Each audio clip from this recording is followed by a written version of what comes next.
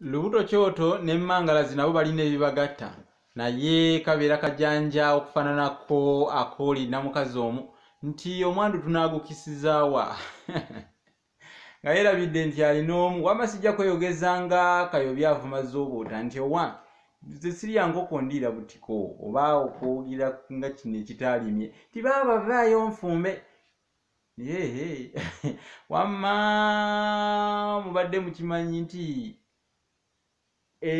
Saabalambi mukulu Ziwa tembadde wamnenzijukira Saabalambi wa Matini ew'Ebulasange yaweereza ebifaananyi jjo ku mukutu gwaffe ogw'Olasange ye nalabyemu ekyenkata ngamba nti enkata eno Abalasange ye beetaaga okugisomako. Enkata kirina amakulu mangi. Waliwo enkata eya lumonde, waliwo enkata ezingibwamu eyeetikka, waliwo enkata ey'omusota, waliwo enkata ekyenda ekyenkata, waliwo enkata omusiri gwa lumonde ngugambye, waliwo enkata ey'abalongo. Kati ebyokubirambulula kyetaagisa akadde naye ndowooza kantandikire ku nkata eya bano abaguyiisa bakagufumba ntegeeza omwenge bagugiisa tebagutunda abalina ebirabo byabwe batunda omwenge era munnange kye bakola bateeka enkata ku kkubo okulaga nti batunda omwenge. Akati ako enkata kwetuula okamanyi ako era akati ako tukayita endago. Kakati enkata eyo eraga nti wano tutunda omwenge